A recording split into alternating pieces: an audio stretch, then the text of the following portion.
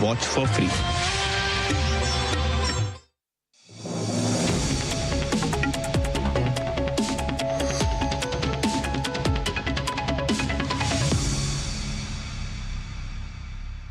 नमस्कार, स्वागत है आप सभी का डीडी न्यूज के इस खास बुलेटिन एक्सप्रेस 100 में, जहां हम आपके लिए लेकर आते हैं राजनीति, मनोरंजन, देश, दुनिया, खेल और व्यापार जगत की सभी बड़ी खबरों को एक्सप्रेस यानी फटाफट अंदाज में। मैं हूं शहला निगार। आइए देखते हैं खबरों को तेज रफ्तार के साथ। दिल्ली हाईकोर्ट के न्यायाधीश जस्टिस यशवंत वर्मा के आवास से नकदी मिलने के मामले पर जस्टिस वर्मा ने अपना स्पष्टीकरण दिया है। जस्टिस वर्मा ने अपने ऊपर लगे सभी आरोपों का खंडन किया है। जस्टिस वर्मा ने कहा कि घर के स्टोर रूम से बरामद नकदी से उनका या फिर उनके परिवार का कोई संबंध नहीं है। उन्होंने कहा, स्टोर रूम में ना तो मैंने और ना ही मेरे परिवार के किसी सदस्य ने कोई नकदी रखी थी। टैक्स चोरी रोकने के लिए डीजीजीआई ने ऑफशोर ऑनलाइन मनी गेमिंग कंपनियों पर बड़ी कार्रवाई की है। डीजीजीआई ने अवैध और गैर अनुपालन वाले ऑफशोर ऑनलाइन मनी गेमिंग संस्थाओं की 357 वेबसाइट ब्लॉक कर दिए हैं। वहीं 2 अन्य मामलों में डीजीजीआई ने सामूहिक रूप से लगभग 2400 बैंक खातों को फ्रीज किया और लगभग 126 करोड़ रुपए जब्त किए हैं। आजमगढ़ जिले की स्वाट और साइबर थाने की पुलिस ने करोड़ों की ऑनलाइन गेम से साइबर ठगी करने वाले अंतर्राष्ट्रीय गैंग का पर्दाफाश कर दिया है। पुलिस ने 7 आरोपियों को वाराणसी से गिरफ्तार किया है।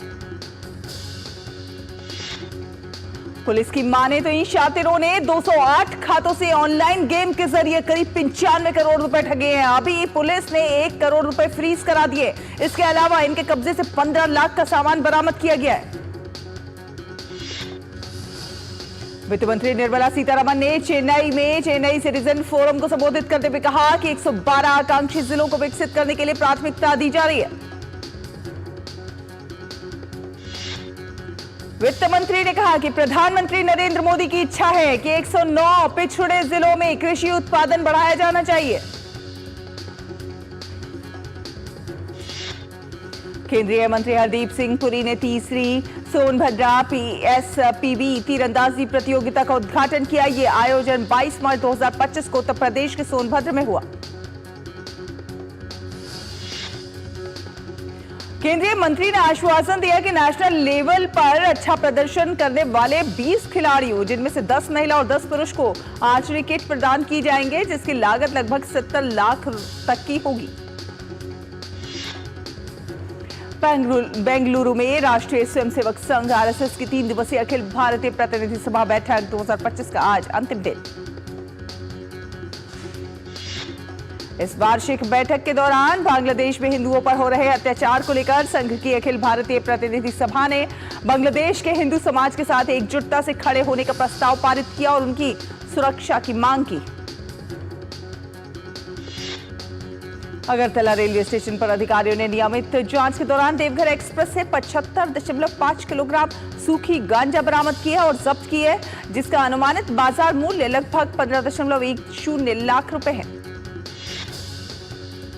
ये बिना दावेदार के पाया गया और सभी कानूनी औपचारिकताएं पूरी करने के बाद इसे जब्त कर लिया गया। अगरतला सरकारी रेलवे पुलिस ने इस अवैध पदार्थ की तस्करी के लिए जिम्मेदार व्यक्तियों की पहचान कराने के लिए जांच शुरू कर दी है। उत्तर प्रदेश के सहारनपुर के थाना गंगोह इलाके में योगेश रोहिला ने अपने 3 मासूम बच्चों और पत्नी की गोली मारकर हत्या कर दी। गोली लगने से तीनों बच्चों की मौके पर ही मौत हो गई, जबकि पत्नी गंभीर रूप से घायल है। उसे नाजुक हालत में अस्पताल में भर्ती कराया गया। सूचना मिलते ही आला अधिकारी मौके पर पहुंचे और जांच पड़ताल में जुट गए। पुलिस ने आरोपी योगेश रोहिला को मौके से गिरफ्तार कर लिया है। विभिन्न पहलुओं पर जांच जारी है। केंद्रीय खेल मंत्री मनसुख मांडविया ने खेल प्राधिकरण ऑफ इंडिया द्वारा आयोजित फिट इंडिया संडे आंदोलन में हिस्सा लिया। इस अवसर पर उत्तर प्रदेश के मंत्री गिरीश चंद्र रावत भी मौजूद थे। फिट इंडिया पर मनसुख मांडविया ने कहा कि आज उत्तर प्रदेश के मंत्री गिरीश चंद्र यादव के साथ लखनऊ में साइकिल चलाकर मोटापे के खिलाफ फिट इंडिया का संदेश दिया है। साइकिल प्रदूषण का भी एक समाधान। उत्तराखंड के मुख्यमंत्री पुष्कर सिंह धामी ने अपनी सरकार के 3 साल पूरे होने के अवसर पर देहरादून में मुख्यमंत्री कैंप कार्यालय परिसर गेट से एक साइकिल रैली को हरी झंडी दिखाकर रवाना किया। खुद भी रैली में शामिल हुए। आज शहीद दिवस है। आज से 94 साल पहले इसी दिन भगत सिंह, सुखदेव और राजगुरु को फांसी दी गई थी। भारत की आजादी की लड़ाई में अनेक वीर सपूतों ने अपना सर्वोच्च बलिदान दिया। गोवा के जीवंत बसंत उत्सव के हिस्से के रूप में शिग्मो महोत्सव का भव्य आयोजन चल रहा है। ये महोत्सव 15 मार्च से शुरू होकर 29 मार्च तक चलेगा। शिग्मो महोत्सव, जिसे शिग्मोत्सव के नाम से भी जाना जाता है, कोंकण तरीके से गोवा में बसंत ऋतु का स्वागत करता है। बिहार के बिदुपुर थाना क्षेत्र से दिलावरपुर हेमती चंवर के पास एसटीएफ एवं बदमाशों के बीच हुए एनकाउंटर में पुलिस ने 2 कुख्यात बदमाशों को गोली मारकर घायल करने के बाद गिरफ्तार कर लिया। दोनों कुख्यात बदमाशों के विरुद्ध जिले के नगर थाना समेत कई थानों में लूट, हत्या, डकैती और आर्म्स एक्ट के दर्जनों मामले दर्ज थे। द्वारका जिले के एंटी ऑटो थेफ्ट स्क्वाड की टीम ने बाबा हरिदास नगर थाने की टीम के साथ मिलकर एक गैंगस्टर को उसके गिरोह के साथ गिरफ्तार किया। डीसीपी द्वारका अंकित सिंह ने जिले के बीएचडी नगर थाने में एक रंगदारी का मामले की जानकारी दी। उन्होंने कहा, पूरे मामले में जितने भी आदमी लगे थे उन सभी को पकड़ लिया गया। बेगूसराय में नेशनल हाईवे 31 पर बारात से लौट रही स्कॉर्पियो डिवाइडर से टकरा कर पलट गई, जिसमें 4 लोगों की मौके पर ही मौत हो गई और 5 लोग घायल हो गए। घायलों को इलाज के लिए अस्पताल भेजा गया है। यह घटना नगर थाना क्षेत्र खदोपुर चौक के पास नेशनल हाईवे 31 की। राजस्थान के अजमेर में सुन्नी जामा मस्जिद ने इफ्तार की मेजबानी की, जिसने हिंदुओं और मुसलमानों के बीच सांप्रदायिक सौहार्द को बढ़ावा दिया। नागपुर हिंसा प्रकरण में पुलिस द्वारा माइनॉरिटी डेमोक्रेटिक पार्टी के कार्यकारी अध्यक्ष हामिद इंजीनियर एवं यूट्यूबर शहजाद खान की गिरफ्तारी के बाद से पुलिस जांच में जुट गई है। पुलिस अब ये जांच करने में जुटी है कि सोशल मीडिया पर इन लोगों ने अफवाह फैलाने के दौरान ये किन किन लोगों के संपर्क में थे। इस बीच रामनवमी, गुड़ी पड़वा, ईद और हनुमान जयंती जैसे त्योहार को देखते हुए महाराष्ट्र एटीएस संवेदनशील इलाकों में विशेष निगरानी रख रहा है। कृषि एवं प्रसंस्कृत खाद्य उत्पाद निर्यात विकास प्राधिकरण ने सिंगापुर के लिए एंथोरियम फूलों की पहली खेप को सफलतापूर्वक रवाना किया। ये भारत की पुष्प कृषि निर्यात क्षमता को बढ़ाने की दिशा में एक महत्वपूर्ण कदम और ये इस क्षेत्र के पुष्प उत्पादन निर्यात यात्रा में एक बड़ी उपलब्धि है। इस विशेष फूल के निर्यात से वे भरपूर आर्थिक लाभ उठा सकेंगे। केंद्रीय मंत्री पीयूष गोयल ने इसे लेकर प्रसन्नता भी जाहिर की है। सोशल मीडिया हैंडल एक्स पर वीडियो साझा किया। आज विश्व मौसम विज्ञान दिवस मनाया जा रहा है, जिसका मकसद लोगों को मौसम विज्ञान के साथ इसमें हो रहे बदलावों के बारे में जानकारी देना और जागरूक बनाना।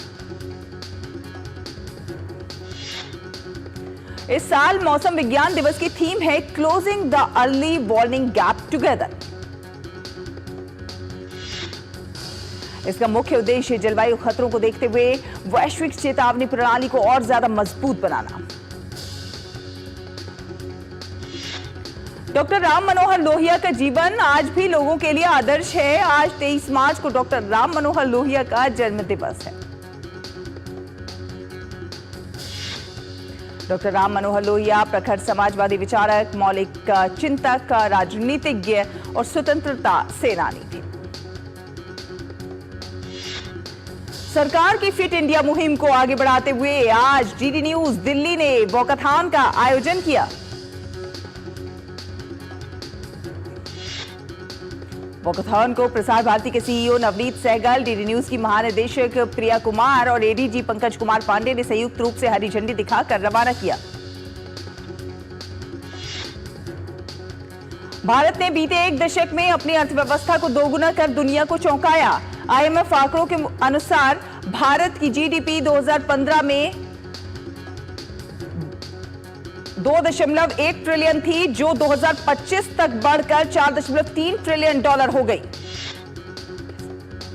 भारत अब अमेरिका, चीन, जर्मनी और जापान के बाद दुनिया का में 5वां सबसे बड़ा देश बन गया है। ये 105% की वृद्धि दर को दर्शाता है, जो अमेरिका 66% और चीन 76% जैसे वैश्विक दिग्गजों से भी तेज है।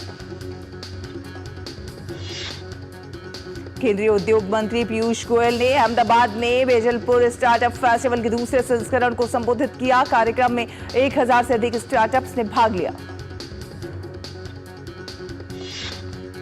अहमदाबाद में वेजलपुर स्टार्टअप फेस्टिवल के दूसरे संस्करण को संबोधित करते हुए पीयूष गोयल ने कहा कि कई देश भारत के विकास मॉडल को अपनाना चाहते हैं, जिसमें स्टार्टअप इंडिया जैसी पहलों को प्रमुखता दी गई है।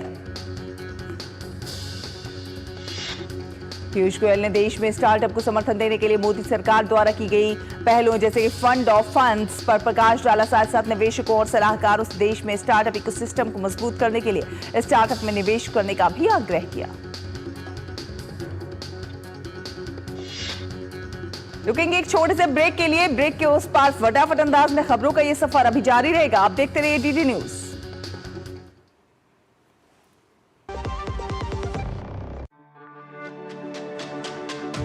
मेरी पसंद, मेरी पसंद, मेरी पसंद, मेरी पसंद, हमारी पसंद, हम सबकी पसंद। मजबूत देश का मजबूत सरिया हो गया स्टील। जो लक्ष्य चुना था समझ आने लगा है। जीएलए यूनिवर्सिटी, उच्च लक्ष्य की निश्चित प्राप्ति। ब्रेक के बाद स्वागत है आपका। आप देख रहे हैं एक्सप्रेस 100। रुक करेंगे कुछ अन्य खबरों का। कृषि मंत्री शिवराज सिंह चौहान ने IARI के 63वें दीक्षांत समारोह को संबोधित करते हुए किसानों के फायदे के लिए प्रयोगशालाओं से खेतों तक कृषि तकनीक तेजी से पहुंचाने की जरूरत पर बल दिया। वहीं शिवराज सिंह चौहान ने वैश्विक चुनौतियों से निपटने के लिए कृषि मशीनरी, स्मार्ट खेती और उन्नत डिजिटल तकनीकों को अपनाने पर भी जोर दिया। केंद्र सरकार ने प्याज निर्यात पर लगाए गए 20% शुल्क को हटाने का फैसला किया। यह शुल्क सितंबर 2024 में लगाया गया था। ये निर्णय 1 अप्रैल 2025 से प्रभावी होगा। इन प्रतिबंधों के बावजूद 2023-24 में कुल 17.17 लाख टन और 2024-25 में 11.65 लाख टन प्याज का निर्यात हुआ। सेबी के चेयरमैन तोहिन कांत पांडे ने कहा कि मौजूदा कराधान व्यवस्था को अस्थिर करने का कोई मतलब नहीं है और विदेशी पोर्टफोलियो निवेशकों को इसके साथ रहना चाहिए। ओला इलेक्ट्रिक ने पूरे भारत में अपने S1 Gen 3 स्कूटर पोर्टफोलियो की आपूर्ति शुरू करने की घोषणा की। ओला ने कहा कि S1 Gen 3 रेंज की कीमत S1X के लिए 79,999 रुपए से शुरू होती है और S1 Pro Plus 5.3 किलोवाट के लिए 1,69,000 रुपए 999 रुपए तक जाती है। नेपाल में भारतीय दूतावास ने 60वां भारतीय तकनीकी एवं आर्थिक सहयोग दिवस मनाया। नेपाल के विदेश मंत्री आरजू राणा देउबा ने कार्यक्रम में मुख्य अतिथि के रूप में भाग लिया। इस मौके पर विदेश मंत्री देउबा ने भारत में पढ़ाई के अपने अनुभव को याद किया। साथ साथ विकास और शिक्षा के क्षेत्र में भारत सरकार के अनेक पहलों के लिए आभार भी व्यक्त किया। इजराइल के प्रधानमंत्री बेंजामिन नेतन्याहू से युद्ध विराम पर सहमत होने का लगातार आह्वान जारी है। बंधकों का परिवार चाहता है कि नेतन्याहू हमास के साथ समझौता कर सभी बंधकों को मुक्त कराएं। बंधकों के परिवारजनों ने नेतन्याहू पर राजनीतिक कारणों से संघर्ष जारी रखने का आरोप लगाया है। उन्होंने कहा है कि सभी बंधकों को रिहा करके युद्ध को समाप्त किया जाना चाहिए। वहीं फिलिस्तीन के स्वास्थ्य मंत्रालय ने कहा है कि इजराइल के हमले से पिछले 48 घंटों में 130 फिलिस्तीनी मारे गए हैं और 263 घायल हुए हैं। इजराइल के रॉकेट हमलों के जवाब में लेबनान पर जबरदस्त हवाई हमला किया। इन हमलों में लेबनान में हिजबुल्लाह का कमांड सेंटर तबाह हो गया। इजरायली सेना ने दावा किया कि हमलों में दर्जनों रॉकेट लॉन्चर और हिजबुल्लाह कमांड सेंटर को निशाना बनाया गया। सेना ने कहा कि बरान की ओर से 5 रॉकेट फायर किए गए, जिनमें से 3 को एयर डिफेंस सिस्टम ने मार गिराया। रूसी सेना ने यूक्रेनी शहर जापोरेजिया पर ड्रोन हमले में 3 लोगों की मौत और 12 अन्य लोग घायल। घायलों को अस्पताल में भर्ती कराया गया है, जिसमें से कई की हालत गंभीर बनी हुई है। तुर्की में विपक्षी नेता एक्रम इमामोग्लू की गिरफ्तारी के विरोध में प्रदर्शन देश के 50 से ज्यादा प्रांतों में फैला। एक्रम इमामोग्लू ने अदालत में सुनवाई के दौरान अपने ऊपर लगे सभी भ्रष्टाचार और आतंकवाद के आरोपों का खंडन किया। इमामोग्लू के समर्थकों का आरोप है कि यह गिरफ्तारी राजनीतिक मंशाओं से प्रेरित है। वहीं सरकार एक राजनीतिक प्रतिद्वंदी को रास्ते से हटाने की कोशिश कर रही है। स्पेन में बाढ़ का कहर जारी। मैड्रिड में भारी बारिश के कारण नदियां उफान पर हैं। वहीं पूर्वी बाहरी इलाके में हालात सबसे ज्यादा खराब बताए जा रहे हैं। मैड्रिड के बीचों बीच बहने वाली मंजानारेस नदी का जलस्तर खतरनाक स्तर पर पहुंचा है। वहीं अधिकारियों ने बाढ़ से प्रभावित लोगों से सुरक्षित स्थानों पर रहने का आग्रह किया है। कैथोलिक ईसाई धर्म के शीर्ष नेता पोप फ्रांसिस को आज अस्पताल से छुट्टी दे दी जाएगी। पोप फ्रांसिस पिछले कई दिनों से दोनों फेफड़ों में निमोनिया के गंभीर संक्रमण के कारण अस्पताल में भर्ती हैं। अस्पताल के चिकित्सा निदेशक ने कहा कि पोप फ्रांसिस को वेटिकन में कम से कम 2 महीने पूरी तरह से आराम करने की जरूरत होगी। अमेरिकी गृह सुरक्षा मंत्रालय ने क्यूबा, हैती, निकारागुआ और वेनेजुएला के लाखों लोगों के लिए कानूनी सुरक्षा को रद्द किया। यह आदेश 4 देशों के लगभग 5,32,000 लोगों पर लागू होता है, जो अक्टूबर 2022 से अमेरिका आए थे। यह निर्णय डोनाल्ड ट्रंप के मानवीय पैरोल को समाप्त करने के आदेश के अनुसार। बांग्लादेश के अबदस्त प्रधानमंत्री शेख हसीना के खिलाफ एक बार फिर उठे विरोध के स्वर। छात्र नेतृत्व वाली नेशनल सिटीजन पार्टी ने की अवामी लीग पर प्रतिबंध लगाने की मांग।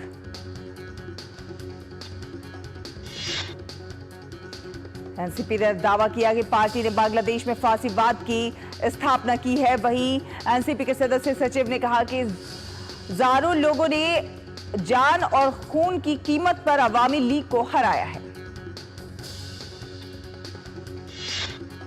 रॉयल चैलेंजर्स बेंगलुरु ने आईपीएल के 18वें सीजन का आगाज शानदार जीत के साथ किया है। कोलकाता के ईडन गार्डन में खेले गए पहले मुकाबले में आरसीबी ने कोलकाता नाइट राइडर्स को 7 विकेट से हराकर जीत हासिल की। कोलकाता नाइट राइडर्स से जीत के लिए मिले 175 रन के लक्ष्य को आरसीबी ने 3 विकेट खोकर 22 गेंद शेष रहते हासिल कर लिया। आरसीबी के लिए स्टार बल्लेबाज विराट कोहली 36 गेंद पर 59 रन बनाकर नाबाद रहे। वहीं सॉल्ट ने 31 गेंद पर 56 रन की पारी खेली। कप्तान रजत पाटीदार ने 16 गेंद पर 34 रनों की तेज पारी खेली। कोलकाता नाइट राइडर्स ने 20 ओवर में 8 विकेट पर 174 रन बनाए। केकेआर के लिए कप्तान अजिंक्य रहाणे ने सबसे अधिक 56 रन बनाए। वहीं सुनील नरेन ने 44 रन का योगदान दिया। आरसीबी के लिए कुणाल पांड्या ने 3 विकेट लिए। इंडियन प्रीमियर लीग में आज डबल हेडर यानी कि एक दिन में 2 मैच खेले जाएंगे। दिन के पहले मुकाबले में दोपहर 3:30 बजे से सनराइजर्स हैदराबाद का सामना हैदराबाद में राजस्थान रॉयल्स से होगा। इंडियन प्रीमियर लीग का दिन का दूसरा मुकाबला चेन्नई सुपर किंग्स और मुंबई इंडियंस के बीच होगा। मैच चेन्नई के एमए चिदम्बरम चेपॉक स्टेडियम में शाम 7:30 बजे से शुरू होगा। अहमदाबाद में बधिर खिलाड़ियों ने राष्ट्रीय शूटिंग चैंपियनशिप के दौरान दमदार प्रदर्शन दिखाया। पहले दिन 25 मीटर स्पोर्ट्स पिस्टल पुरुष वर्ग में शुभम वशिष्ठ ने स्वर्ण पदक जीता। बधिर राष्ट्रीय शूटिंग चैंपियनशिप में अभिनव देशवाल ने रजत पदक और ऋषभ चौधरी ने कांस्य पदक हासिल किया। प्रतियोगिता में कुल 30 शूटर्स ने भाग लिया था। बधिर खिलाड़ियों की राष्ट्रीय शूटिंग चैंपियनशिप के 25 मीटर स्पोर्ट्स पिस्टल महिला वर्ग में अनुया प्रसाद ने स्वर्ण पदक हासिल किया। बधिर राष्ट्रीय शूटिंग चैंपियनशिप में प्रांजलि प्रशांत धूमल ने रजत पदक और वेदिका शर्मा को कांस्य पदक मिला। इस प्रतियोगिता में 20 शूटर्स ने भाग लिया था। सुशांत सिंह राजपूत की मौत के मामले की जांच कर रही सीबीआई की टीम ने एक विशेष अदालत में अपनी क्लोजर रिपोर्ट दाखिल की, जिसमें रिया चक्रवर्ती को निर्दोष पाया गया। वहीं रिया चक्रवर्ती के वकील ने कहा कि वो सीबीआई के शुक्रगुजार हैं कि उन्होंने हर एंगल से इस केस की गहराई से जांच की और इसे बंद कर दिया। फिल्म L2 एम्पोरान ने रिलीज से पहले रिकॉर्ड बनाते हुए 24 घंटे में 6,45,000 से ज्यादा टिकटें बेचकर दुनिया भर में 30 करोड़ रुपए का आंकड़ा पार किया। फिल्म टॉक्सिक की रिलीज डेट 1 साल के लिए टाली गई है। फिल्म अब 19 मार्च 2026 में रिलीज होगी। आमिर खान ने बेटे जुनैद खान की फिल्म लवयापा की असफलता पर कहा कि वो एक अच्छा एक्टर मगर उसकी कुछ कमजोरी है, लेकिन यही असफलता उसे मजबूत बनाएगी। मशहूर भोजपुरी और हिंदी फिल्म अभिनेता राकेश पांडे का 77 वर्ष की आयु में दिल का दौरा पड़ने से निधन हो गया।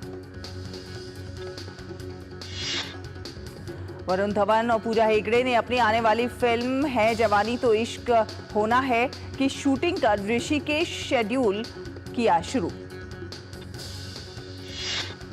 फिल्म मडगांव एक्सप्रेस के रिलीज को 1 साल पूरा हो गया। इस मौके पर कुणाल खेमू ने एक भावुक नोट साझा करते हुए अगली फिल्म के स्क्रिप्ट के पूरे होने का ऐलान किया।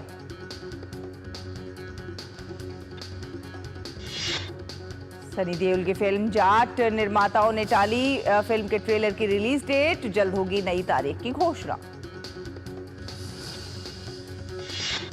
तमन्ना भाटिया की फिल्म ओडेला 2 17 अप्रैल को दुनिया भर के सिनेमाघरों में रिलीज होगी। शो बड़ी हवेली की छोटी ठकुराइन की कास्ट में अभिनेत्री दीपिका चिखलिया एक नया नाम जुड़ा है। अभिनेत्री को शो में गुरु मां की भूमिका निभाने के लिए चुना गया है। अमेरिकी लीजेंड मुक्केबाज जॉर्ज फोरमैन का निधन हुआ। बॉलीवुड अभिनेता फरहान अख्तर ने एक लंबा नोट लिखकर शोक व्यक्त किया। ऑस्ट्रेलियाई क्रिकेटर डेविड वार्नर आज प्री रिलीज इवेंट में लॉन्च करेंगे फिल्म रॉबिन हुड का ट्रेलर। पुलकित सम्राट और इसाबेल कैफ की फिल्म सुस्वागतम खुशामदीद 16 मई को सिनेमाघरों में होगी रिलीज। लोकप्रिय सीरीज स्ट्रेंजर थिंग्स का 5वां सीजन इसी साल 10 अक्टूबर को OTT पर होगा रिलीज। वहीं इस बार ये सीजन 2 भागों में रिलीज किया जाएगा।